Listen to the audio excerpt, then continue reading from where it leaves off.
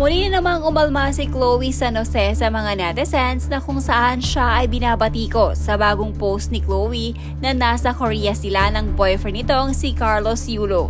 Ay may mga negatibong komento na natanggap si Chloe. Katulad na lamang ng netizen na nagsabing hindi daw ba nahihiya si Chloe dahil nagpapakasasa ito sa pera.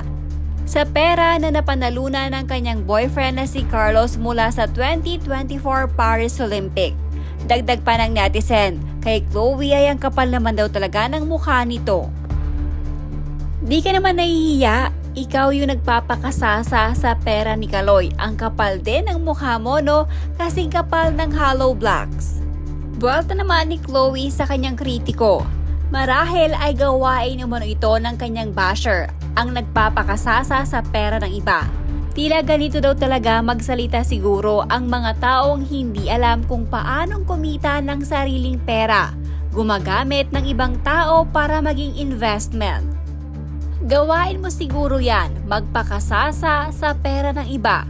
Ganyan talaga siguro magsalita yung mga people who don't know how to earn their own money and ginagamit ibang tao as an investment for their own leisure. Hindi rin pinaligtas ni Chloe ang komento na kung saan binahagi nito ang fake quote card. Proud caption pa ng basher sa quote card na kanyang binahagi ay sabihin mo yan sa magiging anak mo in the future ha. Sagot naman ni Chloe, hindi ko naman sinabi yan, fake news believer. Maging ang komento na kung saan sinabing bakit ang mukha umano lang ni Chloe ang mas maputi. Paliwanag ni Chloe, natural umano na mas maputi ang kanyang mukha kesa sa kanyang buong katawan. May netizen din na nagsabi paano na lamang umano kung walang pera ang boyfriend nitong si Carlos. Tila ginayuma pa daw ni Chloe itong si Carlos. Dagdag pa ng netizen ay iba na daw talaga kapag may pera dahil nagagawa na umano nitong talikuran ng pamilya. Dapat daw ay marunong lumingon sa pinanggalingan kahit gaano pang kasama ang ginawa ng magulang. Dapat ay respetuhin pa din umano ito. Paano kaya kung walang pera si Kaloy? Ginayuman na masyado ni Chloe. Iba na talaga pag may pera na. Tinalikuran na ang pamilya niya. Kahit man siguro may alitan, hindi pagkakaunawaan sa kanila, family is family pa rin. Kahit yata isang Andox lechon, hindi pa na-treat ang family. Sorry to say, pero matuto tayong lumingon sa pinanggalingan kahit gaano man kasama ang ginawa ng magulang mo sa'yo. Still give them respect, treat them kahit simple lang. Sagot naman ni Chloe, okay, toxic behavior enjoyer. Ikaw na lang, kaya mo na yan auntie. Go, go, go. Sige lang Chloe, magsinungaling ka pa na may work ka at nag-aaral ka. Mukha bang nag-aaral at may trabaho yang lagi kang nakabuntot kay Kaloy? Kaya galit na galit ka sa mga nag-real talk sa'yo kasi totoo sinasabi nila at di mo matanggap. Natamaan ka kaya galit ka. Dumidikit ka lang naman kay Kaloy para maambunan ng biyaya. O ngayon natupad na pangarap mo ma-interview ng mga sikat at makilala. Abang na lang kung kayo hanggang dulo.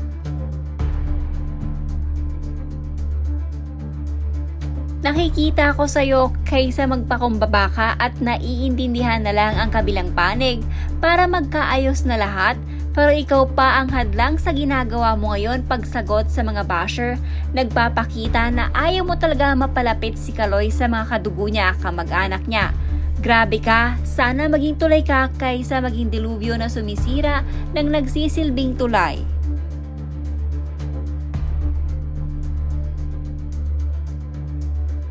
Instead na i-bash ng negative ang both sides, bakit di na lang natin ipag-pray na sana magkaayos sila? Huwag nang gatungan pa magkabilang side. In the end, family pa rin sila at magkakasundo din mga yan. Siguro, di ngayon or bukas pero darating talaga yan. Kung tayo ay mabubuting tao at nasa puso ang Diyos, di natin kailangan pag-awayan ang magkabilang side, kundi dapat nating parehas silang pagsabihan ng positive words para di na lumala pa.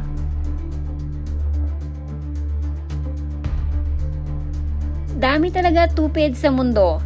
Nung araw na nakakuha ng gold, dami nagsabi, proud Pinoy raw sila dahil kay Yulo. Ngayong nag-e-enjoy na sa mga napanalunan niya, dami nyo na sinabing negative. Deserve nila mag-travel at mag-enjoy. Pinaghirapan naman nila yung mga nakamit nila ngayon. Maging masaya na lang tayo sa kanila. Protect your inner peace. Subukan mo wag pumatol at iwasan mo magbasa ng mga comment. Focus sa goal nyo at think positive na lang po kayo. Already authored your side and your man's side once. Huhupa din ang lahat. Always be grateful.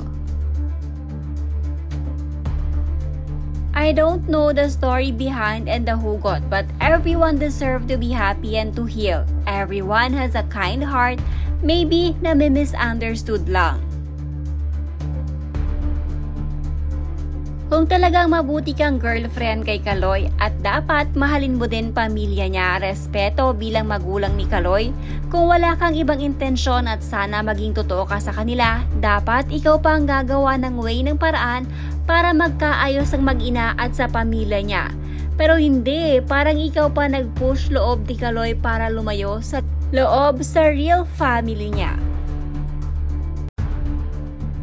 She's kind of very ambitious woman, yung tipong hahamakin lahat, makuha lang ang gusto. She's smart, she knows how to play her game. Kita na agad kung paano siya naging controlling at manipulative kay Golden Boy. She's very aggressive and wants it fast-paced. Someone can be authentic as she said of herself but not disrespectful and manipulative. She's not a humble person. She's ostentatious. Just my personal opinion. Yung mga followers, I'm sure mangbabash kayo but I don't care. That's my assessment of her personality. If you're deeply concerned with being true to yourself, you're at risk for sticking rigidly to that self instead of evolving and changing. Instead of bringing your inner beliefs into the outer world, you start outside in. Pay attention to how you present yourself and then strive to be the person you claim to be. Aim for sincerity rather than authenticity. Stay authentic, my dear. You don't need to change to please people. Because even so, narrow-minded people will always find fault in you. Ignore toxic people. Focus instead on those who support you and accept you as you are. Life is good when you enjoy it. You're like my wife. When she was my girlfriend, many of my friends and family don't like her because of being authentic.